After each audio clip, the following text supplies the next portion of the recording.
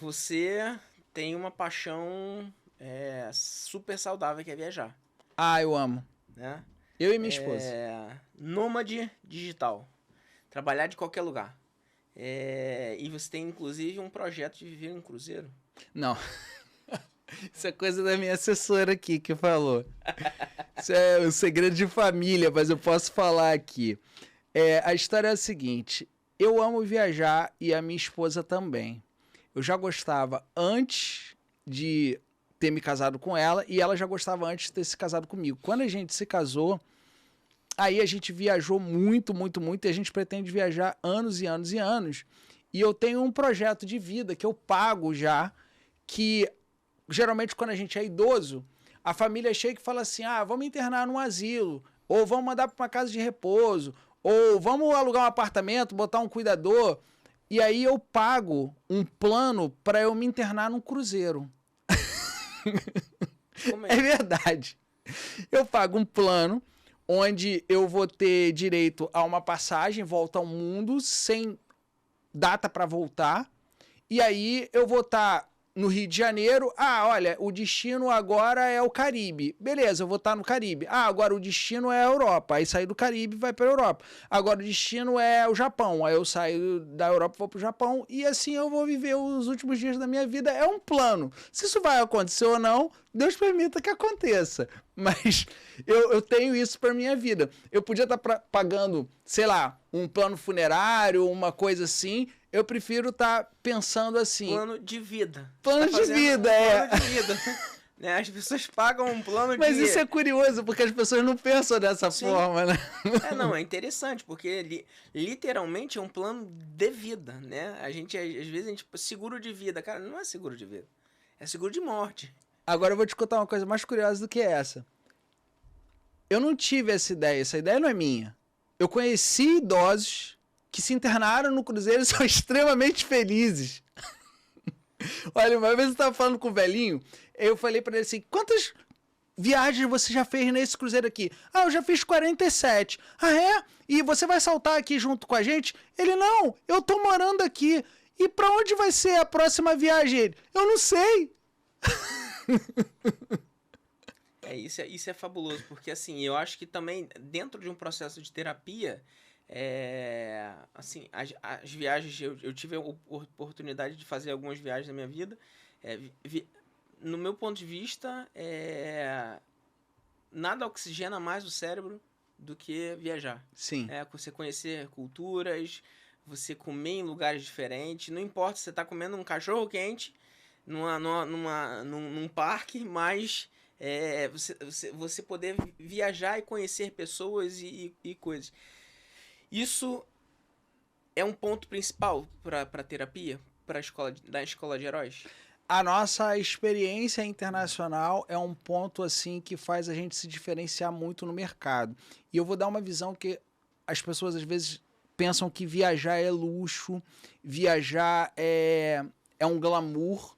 E para mim e para Flávia, minha esposa, viajar nada mais é do que quebrar preconceitos. Então, quando você sai do Brasil e vai para uma cultura, por exemplo, islâmica, você começa a comer uma comida diferente, a perceber uma oração totalmente diferente e a perceber que aquilo que você tinha na tua cabeça foi o mundo que você construiu e não o mundo que existe. Quando você sai do Brasil e vai para a Índia e você vê 5 pessoas no mínimo em cima de uma moto, ou você vê a galera surfando em cima do ônibus, você começa a perceber que, cara, é um caos. Mas, de repente, no meio daquela buzina e passa elefante, daqui a pouco passa dromedário e daqui a pouco passa um macaco, macaco pega o negócio da tua mão, sai correndo, no meio daquele caos, daquela multidão de gente, a gente olha e fala assim: tá tocando um sino. A gente olha, tem um templo. E eu falei: Flor, chama minha esposa de Flor, né? Vamos até aquele templo? Vamos lá. Aí a gente entra no templo, todo mundo falando. E aí o sino tá tocando. Daqui a pouco o sino começa a tocar mais rápido. Tu começa a tocar muito rápido. Daqui a pouco abre uma cortininha. Cara, quando abre a cortina, todo mundo fica em silêncio. Fecha os olhos e se concentra. é um momento onde as pessoas estão conectadas. Dura 5 minutos. Depois dali, volta para o caos e volta para tudo. O islâmico, ele reza 5 vezes ao dia. E muitas vezes a gente critica o caos, critica outras culturas, mas a gente não tira 5 minutos para se conectar. Verdade. Então, eu acredito plenamente que viajar é quebrar preconceitos. E quando a gente viaja para um país onde a gente estuda uma cultura milenar, a gente passa a ter uma outra visão de vida. E quando a gente viaja pelo Brasil, a gente também passa a ter uma outra visão de vida. Por exemplo, a medicina amazônica. Quantos recursos científicos os índios tinham para poder utilizar aquelas plantas medicinais? Olha o conhecimento que eles tinham, a capacidade que eles tinham. É lógico que a medicina avançou muito, mas se você olhar para a tradição também tinha os seus próprios recursos, a sua própria forma de lidar com a vida. E quando a gente olha para diferentes culturas, é como se a gente saísse do nosso mundo que a gente constrói e fosse para um mundo real.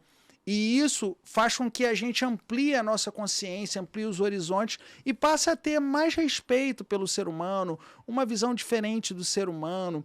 Eu vi muita coisa, assim, tanto de muita miséria quanto muito luxo, né? Eu posso dar exemplos aqui. Eu vi, por exemplo, na África, a galera morando numa casinha de latinha de refrigerante.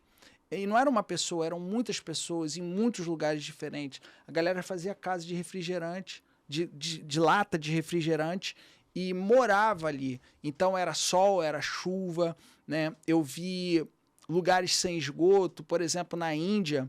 A Índia eu tive em alguns lugares assim que são assim inigualáveis, né? Eu tive na maior lavanderia do mundo a céu aberto, que é um negócio assim que parece um bairro, é uma coisa absurdamente grande e eles lavam a roupa na mão. É impressionante. Na fronteira com o Paquistão, a gente foi num lugar também muito interessante, que eles davam 10 mil alimentações por dia gratuita para as pessoas. A gente foi também para a cidade de Khajuraho, que é uma cidade que as mulheres elas tinham que andar 6 quilômetros para chegar num poço d'água. Então elas voltavam com a água na cabeça. E